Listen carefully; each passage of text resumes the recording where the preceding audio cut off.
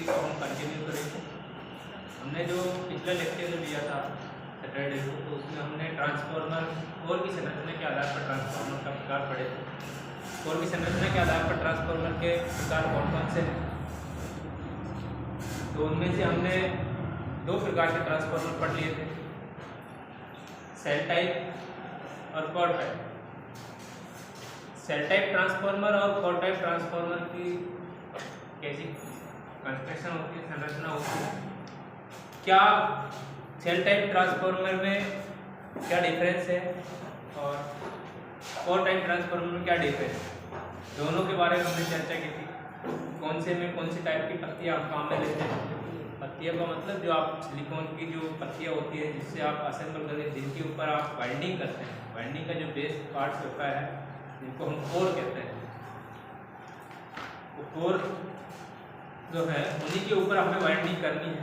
तो वाइंडिंग किस भाग पे की जाती है, ठीक है, कौन सी पत्तियाँ हम काम में लेते हैं, यह हम सब कुछ पढ़ चुके थे। तो तीसरा टाइप का जो आपका ट्रांसफार्मर था जिसको हम कह रहे थे वेरी टाइप ट्रांसफार्मर।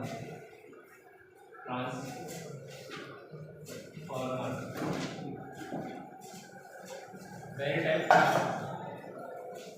देखो, वेरी टाइप ट्रांसफार्मर जो है कोर के आधार पर हमने 3 प्रकार के ट्रांसफार्मर पढ़े थे, सेल टाइप, कोर टाइप और very type. Very type transformer जो है ये एक ऐसा ट्रांसफार्मर है जो इन दोनों से अलग है। इन दोनों से अलग का मतलब है इसकी जो संरचना है। देखो हमने कल जो ट्रांसफार्मर पढ़े हैं इनमें से एक तो हमने ये पढ़ा था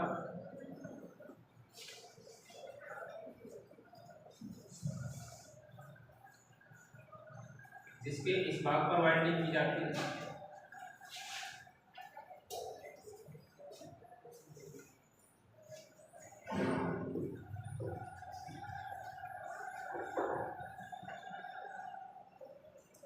ठीक है, और एक हमने पढ़ा था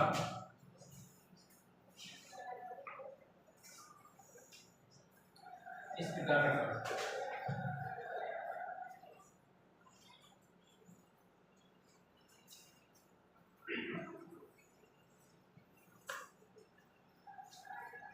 ये आपका कौन सा था, कोर टाइप ट्रांसफार्मर। यह आपका कौन सा था, सेल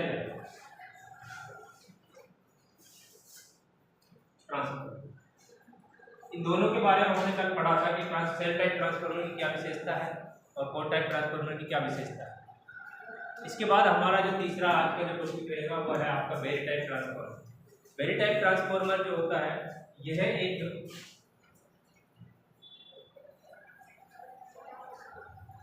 विशेष प्रकार का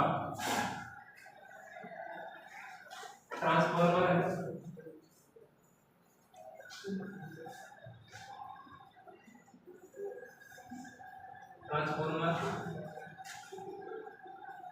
जो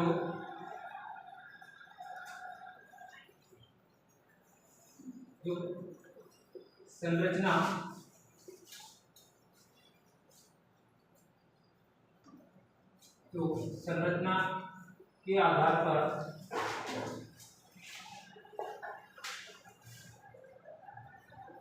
पर सेल में और ट्रांसफार्मर से भिन्न है। इनसे ये क्या है, भिन्न, ठीक है। इसकी दूसरी विशेषता क्या है, इस ट्रांसफार्मर में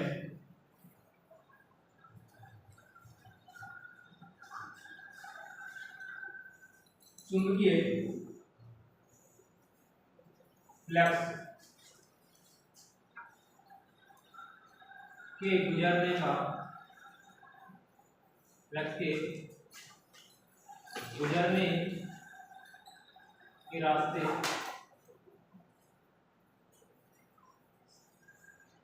अनेक होते हैं। अनेक का मतलब बहुत सारे, कई सारे होते हैं जिनमें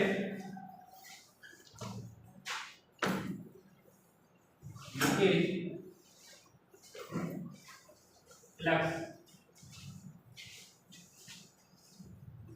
बहुत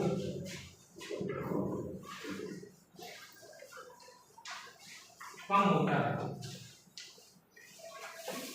या आप कह सकते हो ना के बराबर। बात समझ में आई? चूंकि इसमें चूंकि फ्लक्स जो गुजारना होता है, जो वाइंडिंग से चूंकि फ्लक्स जो बनता है, वो चूंकि फ्लक्स गुजरने के लिए इसमें कई सारे पाथ होते हैं, इसलिए इसमें लीकेज फ्लक्स ना के बराबर होता है। इसकी कंस्ट्रक्शन की बात करते हैं, पर देखो इसमें जो चूंकि फ्लक्स कहाँ से गुजरता है,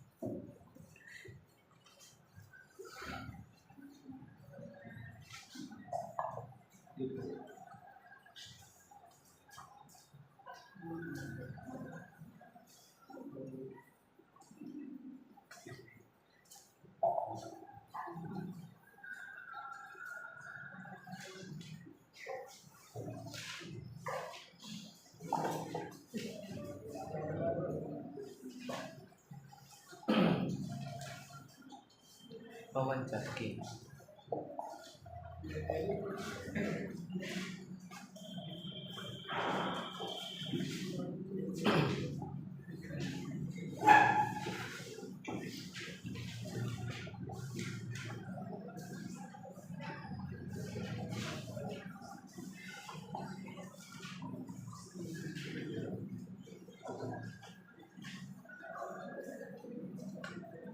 तो इस तरह से तो इसमें यहाँ वाइंडिंग है।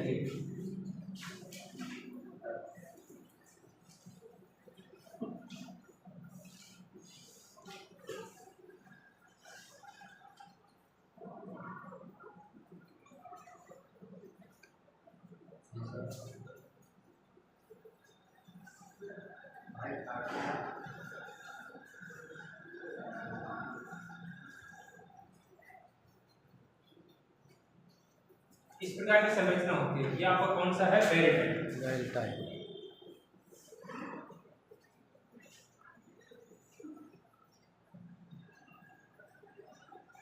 वेरी टाइप ट्रांसफार्मर देखो, इसमें ये जो वाइंडिंग होती है ये इसके मध्य भाग में की जाती है। दोनों वाइंडिंग जो प्राइमरी और सेकेंडरी वाइंडिंग जो होती है वो दोनों इसके मध्य भाग में की जाती है। मध्य भाग में एक सिलेंड्रिकल पार्ट होता है, उसके ऊपर जो बीच का जो स्पिंडल होता है इसी के ऊपर करते हैं। ठीक है, अब देखो यहाँ से जो जिस वाइंडिंग में फ्लक्स जनरेट होगा वो फ्लक्स आपका देखो ये पथ ये है, एक ये है, ये पत्तियां है, ठीक है, ये पत्तियां है। ये पत्तियों का क्या है कि जो फ्लक्स आपका जनरेट होता है वाइंडिंग में वो फ्लक्स आपका इन पत्तियों में चला जाता है, और पत्तियों में जाता है तो इधर से निकलेगा तो इधर से तो जाएगा नीचे से, इस तरह से ऐसे निकलेगा तो ऐसे जाएगा, नीचे से निकलेगा तो ऊपर की तरफ आएगा। तो इस तरह से करके नहीं जो ये ट्रांसफार्मर होता है इसमें फ्लक्स जितना जनरेट होता है वो लगभग सारा फ्लक्स इसमें वापस से रिटर्न हो जाता है, ताकि ईएमएफ आपका ज्यादा से ज्यादा बनता है। ठीक है, ईएमएफ आपका ज्यादा से ज्यादा बने, इसलिए इसमें देखो एक विशेष प्रकार की पत्तियां इसमें लिख सकते हैं। इस ट्रांसफार्मर में विशेष प्रकार की पत्तियां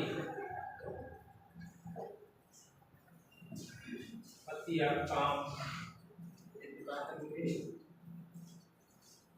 आती है। जैसे कि आप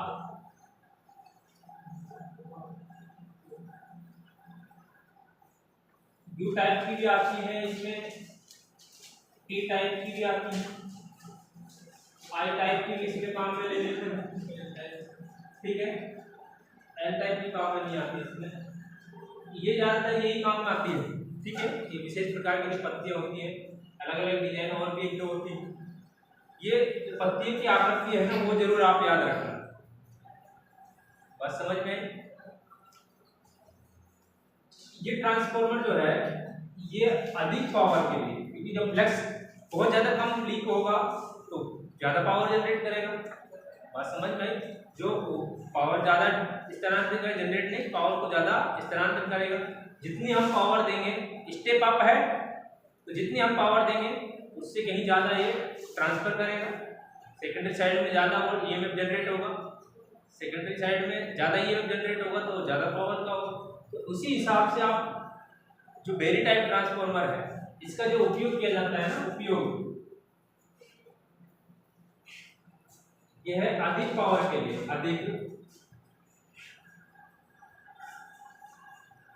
शक्ति के लिए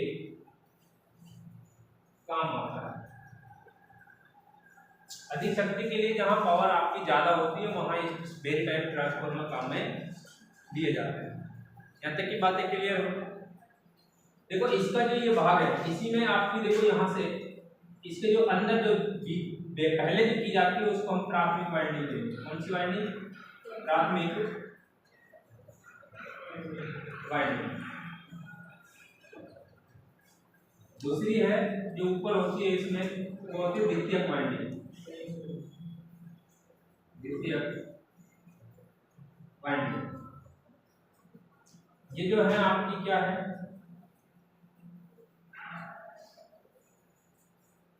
यह है आपकी कोर। बात समझ में आई? ये जो ट्रांसफार्मर है, अच्छा एक और इसकी विशेषता है, देखो इस विशेषता क्या है, ये ट्रांसफार्मर जो है इसकी जो मध्य भाग है उसमें हम वाइंडिंग करते हैं। वाइंडिंग करने के बाद फ्लक्स की पाथ है इसमें कई है।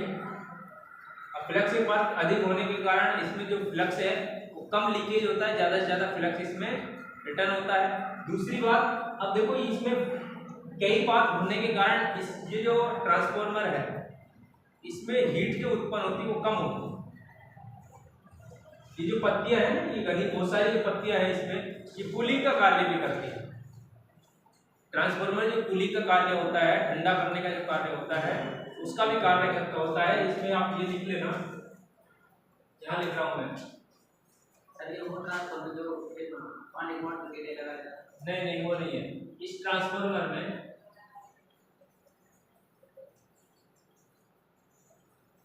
अधिक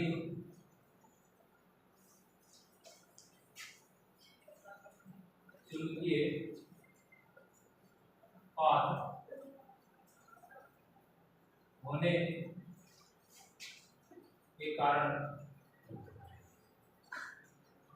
के कारण यह ट्रांसफार्मर अधिक शीतल भी, या फिर ये लिख लो चुंबकीय पाथ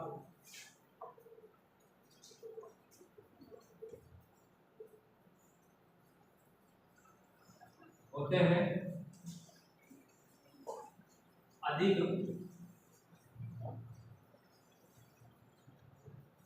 पाथ होने के कारण इस ट्रांसफार्मर, इनको साफ कर देता हूं मैं, ठीक है।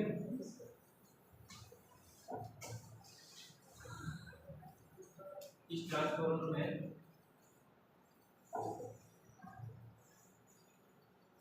कम शीतलता की आवश्यकता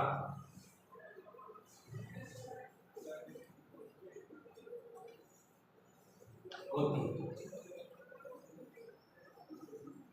ठीक है। तो ये आपका जो बेरी टाइप ट्रांसफार्मर है उसकी विशेषता है। ये चीज आपको आप ध्यान रखनी है। बेरी टाइप ट्रांसफार्मर कौन सा होता है, कोर टाइप ट्रांसफार्मर कौन सा होता है, सेल टाइप ट्रांसफार्मर कौन सा होता है। तो आपसे जो क्वेश्चन आता है वो क्वेश्चन पूछता है कि निम्न में से किस प्रकार के ट्रांसफार्मर में लीकेज फ्लक्स सबसे कम होता है, ये किस ट्रांसफार्मर में लीकेज फ्लक्स सबसे ज़्यादा होता है, किस ट्रांसफार्मर में कितने पाथ होते हैं, ये चीज़ पूछता है। तो आपको बताना है सबसे ज़्यादा जो चुंबकीय फ्लक्स से गुजरने के जो पाथ होते हैं, रास्ते होते हैं, वो किसी में होते हैं, ये रास्ता ये ध्यान रखना, इसको हम पाथ बोलते हैं। किसमें होते हैं, बेरी टाइप में। जितने ज़्यादा पाथ होंगे उतना ही चुंबकीय फ्लक्स का लीकेज कम से कम हो, और जितने कम पाथ होंगे उसमें उतना ही ज़्यादा लीकेज फ्लक्स ज़्यादा हो, ठीक है। और जितना हम कम लीकेज करेंगे फ्लक्स का, जितना हम कम लीकेज करेंगे, ज़्यादा से ज़्यादा फ्लक्स को हम काम में लेंगे, उतना ही ज़्यादा आपका ईएमएफ जनरेट होगा। बात समझ में आई?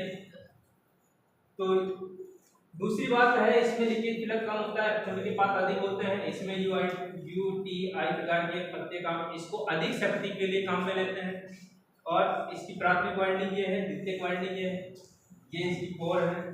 दूसरी बात है, इसमें अधिक चुंबकीय पाथ होने के कारण, अधिक चुंबकीय पाथ होते हैं, अधिक पाथ होने के कारण इस ट्रांसफार्मर में कम शीतलता की आवश्यकता पड़ती है। क्यों? क्योंकि देखो हमें पता है कि ये वाइंडिंग है, वाइंडिंग में जो करंट प्रवाहित होता है तो वाइंडिंग में आपकी हीट जनरेट होती है। बस समझ में, हीट जनरेट होती है तो ट्रांसफार्मर की जो पत्तियां हैं वो भी गर्म होती है। दूसरा, ये जो हमने पढ़ा था, जो ये पत्तियां हैं सिलिकॉन स्टील की काम में ली जाती है। सिलिकॉन स्टील की पत्तियां काम में लेते हैं, सिलिकॉन जो हिस्टेरिसिस लॉस के कारण, हिस्टेरिसिस लॉस होता है उसके कारण भी आपकी पत्तियां में हानियां होती है। उन सभी लॉसेस को ये कम करते हैं, जितने ज़्यादा इसमें एयर जाएगी उतना ही ये ट्रांसफार्मर आपका ठंडा होगा। बात क्लियर है?